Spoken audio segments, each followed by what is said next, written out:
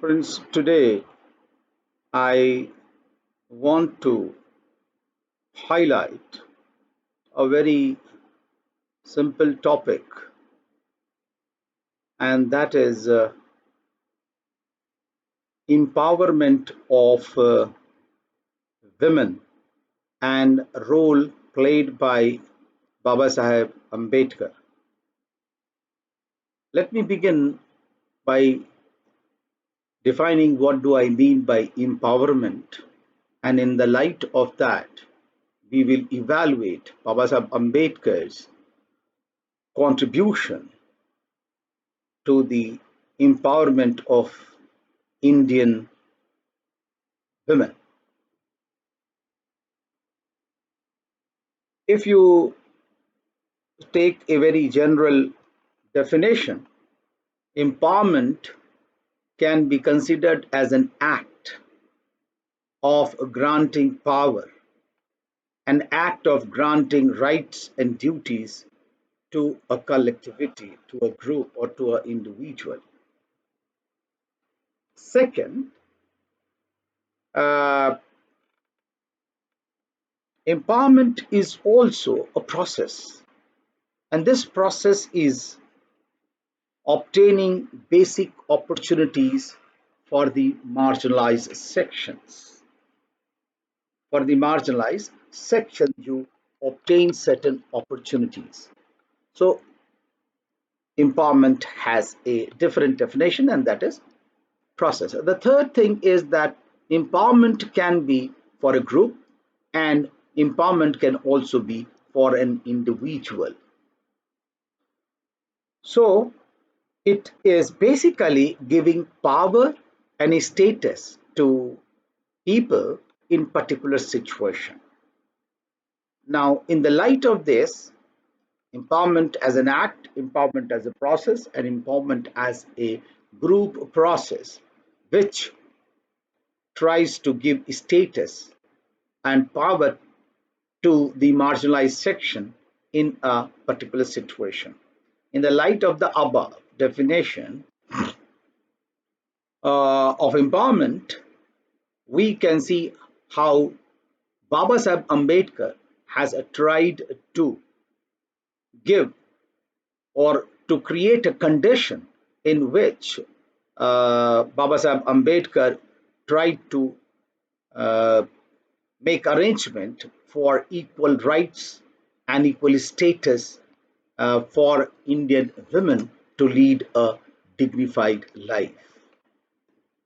To begin with, we can see that Babasaheb Ambedkar used to always have a very different philosophy, and this philosophy I can extract from his analyses and from his understanding. That is that if you really want to change a society, then you will have to understand the society. If you want to change the society, then you have to understand the society. The second aspect here is in the context of Baba Saheb's role in empowering women is that the researchers and the leaders and activists use a very uh, epithet or very emphatically a statement made by Baba Saheb Ambedkar. In empowering the women, he has made a statement, but they do not tell where did Baba Saheb Ambedkar use that statement, and that's why I just want to begin that Baba Saheb tried to understand. In 1942, Baba Saheb made this statement, and this statement in 1942 he made in front of Scheduled Caste Federation's Women Conference. In 1942, Babasaheb Ambedkar made this statement in Scheduled Caste Federation's Women Conference, and he argued, it's a very prophetic statement, I measure the progress of the community by degree of progress of women of that community have made. I repeat, I measure the progress of the community by the degree of progress of women of that community have made. So progress is coterminous with the women's progress. Community's progress is coterminous with the women's progress. That is very important aspect. However, Ambedkar's or Babasaheb Ambedkar's intervention to empower the women has a historical, you know, anecdote, and he made this attempt of understanding the wretched condition of Indian women since 1970. It is not that only after attaining political power that he became conscious of the wretched condition of the women. He tried to actually analyze when he was only a student of MA, and that's where he presented a paper in 1916 in Golden Weisel seminar and gave his paper. And this paper became very important because it got published in a international journal, and that international journal is Antiquary, and this is a journal of history published from USA, New York. In that, he published an essay called Caste Genesis, Mechanism, and its Spread. And in this article, according to Ambedkar, a very perceptive intervention was made by him, and he argued that caste and subjugation of women go hand in hand. So, subjugation of Indian women or emancipation of Indian women cannot be analyzed unless and until you take note of caste system. So women and its sexuality have been controlled for the maintenance of the caste system. A very emphatic statement. Women and its sexuality have been controlled for maintenance of caste system. And that's where endogamy was imposed on exogamy. That's what Babasaheb Ambedkar. So caste system is nothing but artificial parceling of the population on the basis of endogamy and exogamy. Moreover, Ambedkar or Babasaheb have also argued that how the institution of child marriage, sati, widowhood are the outcome of the maintenance of the caste system. They did not exist on its own. Rather, they have been created for maintenance of the caste system, and all the three institutions, sati, child marriage, and widowhood, have been responsible for very vulnerable situation of the Indian woman. Now, why he says that these institutions, sati, child marriage, and widowhood, they were created to maintain the caste system. He says this because he argues that there is no mention of these institutions in any of the sacred texts of Hindu social order. And therefore, it has been artificially. There have been eulogization of these institutions, but you do not find that why, what is the origin. The second important contribution of Babasaheb Ambedkar in understanding the wretched condition of the Indian woman was, the subjugation of the woman. He is directly relating it to the Shudra woman or the Dalit woman. Specifically, he argues in two essays, if you read in volume 3, Riddles of Hinduism, in two essays, Manu's madness and then the change from fraternity, paternity to maternity. Now, here, Babasaheb Ambedkar is trying to analyze that the theory of Varna Shankar given by the Brahmins is totally trash and very vulgar theory, and he discards that this is not the theory which basically holds in the status of Indian women at a very high esteem, because it really criticizes them and also cast aspersions on their character, which is not liked by Babasaheb Ambedkar, and therefore he point blankly refutes the theory. I am for decency. I'm not mentioning the word Shankar theory because how Babasaheb Ambedkar was trying to understand that how lower castes are born out of Varna Shankar, that is a marriage of high caste woman and low caste man. And Baba Sahib is trying to argue that this big population, the number of untouchables or the lower caste is so big that it can never happen that these are born only out of marriage of the lower caste man with the higher caste woman. So it is totally construction, a metaphysical construction. The second thing, again, Babasaheb Ambedkar says that how did the lower caste of Shudra women and the Dalit women status has gone down gradually, and they were become only worthy of sexual uh, favors from the upper caste. That's what he says, that they have been reduced to only concubines. And this he says that in Hindu social order, earlier in Anuloma marriage, that is marriage between the lower caste female to the upper caste males was allowed. And in this marriage, the offspring's Varna status used to be Pitra Savarna. That means it was equivalent to the Varna of the father. That was the earlier tradition given in the sacred text. And because of this practice, the status of the lower caste woman used to be always transferred, and the offspring used to get a higher status.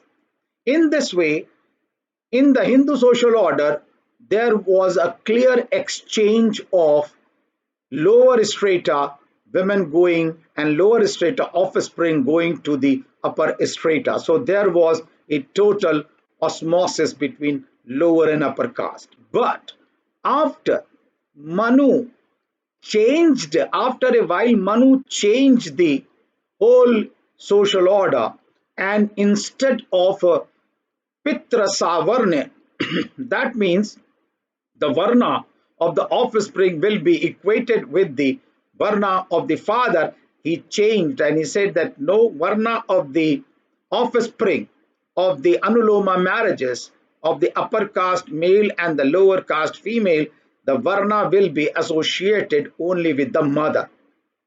And therefore, friends, that the whole mobility was stopped, and the osmosis, the exchange of lower strata women, lower strata offspring going to the upper strata and mixing with the upper strata, that was stopped. And the status of the Shudra women and the Dalit women also deteriorated, and they were only considered worthy enough of giving sexual pleasure to the upper caste, and they were reduced to only concubines. This was another analysis of Babasaheb Ambedkar. So Babasaheb Ambedkar was trying to give a historical analysis of the evolution of deterioration of condition of Dalit women, Shudra women, and women in general. When he tries to give the caste genesis and mechanism, there he refutes the caste theories of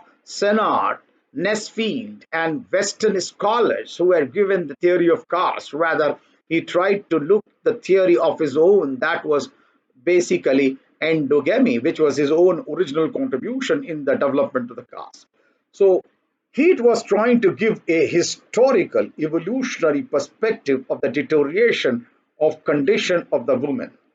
The third way, actually, he, in a very, very perceptible uh, mm, uh, article, he also tries to look into the riddles of Rama, and in which he also tries to criticize Rama that how he did not treat Sita in a very, very objective and also a very respectful place when Ravana had taken. So this was a mythology he was trying to take out from Ramayana, not from Ramcharitmanas. He was taking off Valmiki Krit Ramayana, and in Riddles of Rama he wrote. It's a very controversial argument he makes, but definitely as an academician we are only trying to evaluate that how Ambedkar was very prophetic in when he was trying to analyze the status of the women, that how Indian women's status has really actually gone down. He also tried to analyze the status of women in the Buddhist era, and that how in Buddhist era status of the women was quite equivalent to Apala or Ghosha or Maitri in the ancient India. So therefore he was quite clear that there was a time in Indian history, in the Buddhist history, that where actually the ladies were giving sermons, Therigatha, the ladies of the say Therigatha, that actually how they became such very renowned people. So he had that analysis. Now, therefore, he tries to analyze that how in history gradually the women status has gone down.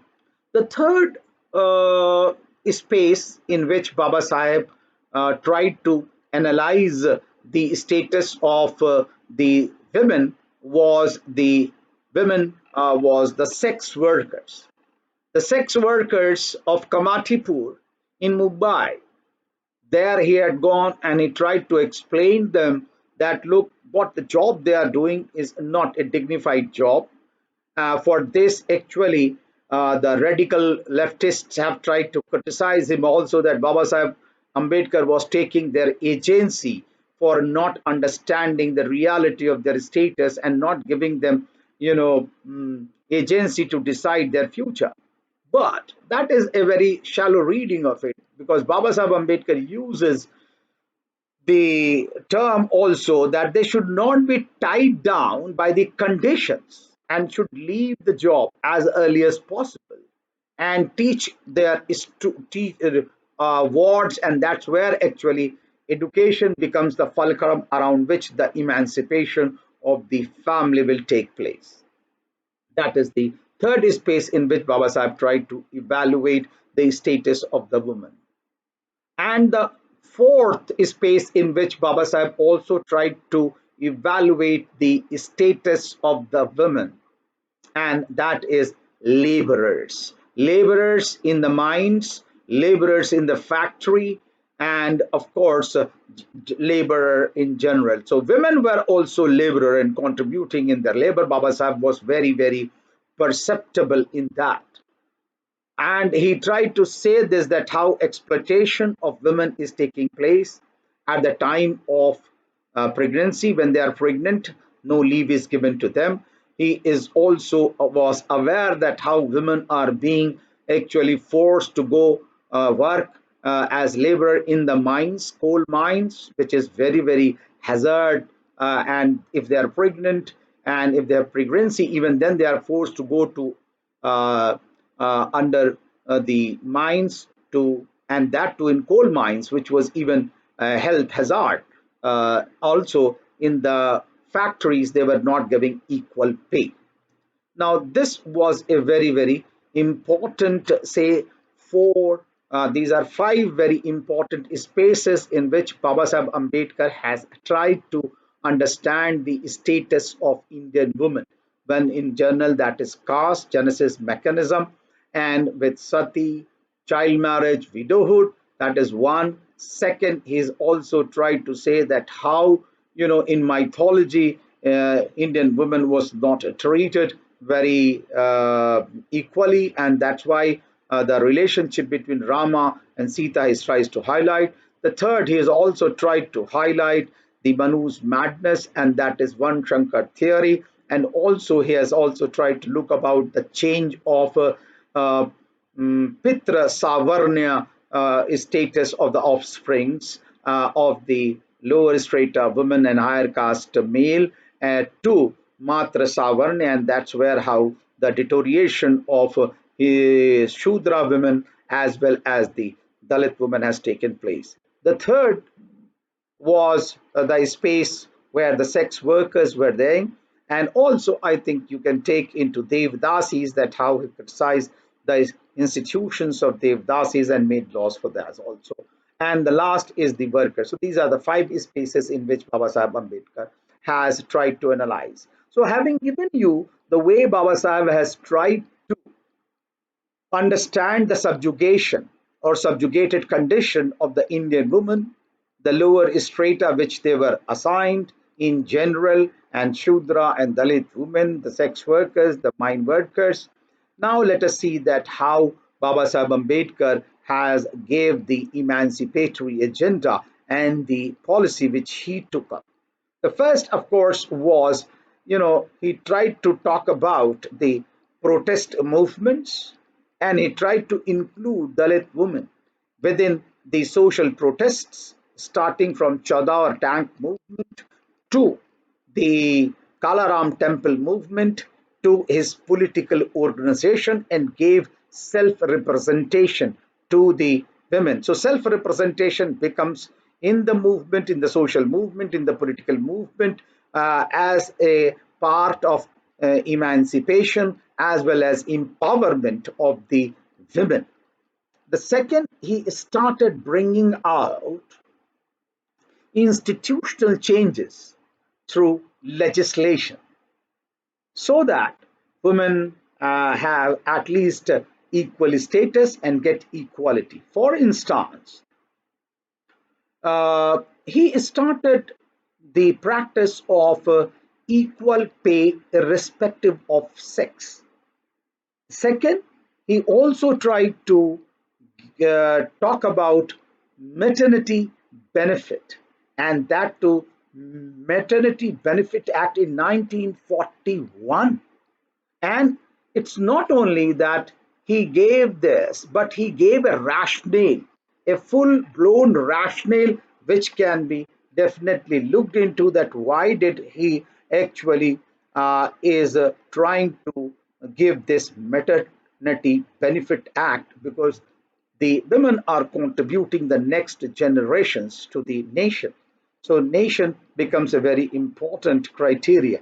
The third was the uh, prohibiting employment of the women in the countryside or the coal mines. In 1946, he said that no, we cannot actually allow that women should be going and they undermine, even though they needed employment. That was a criticism to him, but he said that it is really hazard. So that was the time when he became the Viceroy's members of Viceroy's Council. That was one. The second actually contribution which he made was at the time of Indian Constitution. A number of articles, you can say philosophy, the equality philosophy is there in the preamble. It starts there, and he wanted to give equality and social justice to everyone. That was his philosophy. But when comes to directly, not only equality as ontological slogan, rather he made Article 50, prohibition and discrimination on the basis of sex and caste. Article 16, equality of opportunity in the employment, again no discrimination. Article 23, prohibition of traffic in human beings. And later on there are number of uh, you know uh, articles which have followed. Self-representation is there actually. And later on in politics, we see that how reservations are made. That is later, that you have to give political equality. Article 243T and 243D, the local government actually reservations are there. Last but not the least, friends, as law minister of independent India, how did Babasaheb Ambedkar introduced or wanted to introduce certain legislations which will lead to social change in the Indian society and really give equal status to Indian women as a whole, Hindu women as a whole. And this I want to talk about only in anecdotes, that is right to inheritance, that Baba Sahib envisaged that she should be, Indian women should be equivalent to son, and therefore actually the wife of the deceased man and the daughter of the deceased man should have equal right in the property, right to maintenance. If somebody takes divorce, and not, basically there are actually number of bases on which, you know, women can take maintenance, and that is, you know, if you are giving divorce and if you are not living faithfully with the women, then you have to give maintenance. Law against dowry, Baba Sahib Ambedkar was quite categorical in telling the individuals that how women was exploited, even they when they bring istri dhan, that basically was very exploitative. And the people bring, the women bring, and the whole family enjoys that fruit. So Baba Sahib Ambedkar said that even if you are bringing istri dhan, then that should be treated as the part of the trust, and no man or family member should have access to that. Only women of that family will have. So he tried to actually also modify the dowry and also made a law against dowry. The fourth contribution for having a equal status was that he said instead of polygamy, monogamy should be a sanctioned way of marriage. So monogamy, one family, one women, was very important, and it was a not a very novel idea, but definitely it was a very determined idea. The fifth contribution which he made was the Hindu marriage became a contract instead of sacrosanct. अनुष्ठान नहीं था केवल. अब the sixth contribution of making a very determined effort to make Indian women as a equal status women was that wife should have the same type of consent. If you are adopting a child, it will be it will be wife will also give consent. It is not only the male who will decide. That was a very egalitarian step. Last but not the least, a civil marriage. You can marry outside the caste and subcaste. That was the actually civil marriage. That was intercaste marriages. He allowed for the uplifting the status of Indian women.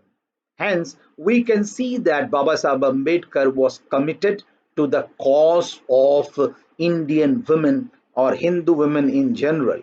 And when he saw that PM and the cabinet, PM Jawaharlal Nehru at that time, and the cabinet was not listening to his plea, he resigned from Nehru's cabinet. That was the utmost sacrifice he made, that actually if Indian women rights are not met, then why should I be there? But what's the more important thing, this Baba Sahib Ambedkar contribution was that he wanted equal status for women. It's not that the woman should be at a higher pedestal and the male should be at the lower pedestal. No, it was equal status, and that's what is a very determined contribution of Baba Sahib Ambedkar in the upliftment, on empowerment of the Indian women. Thank you so much.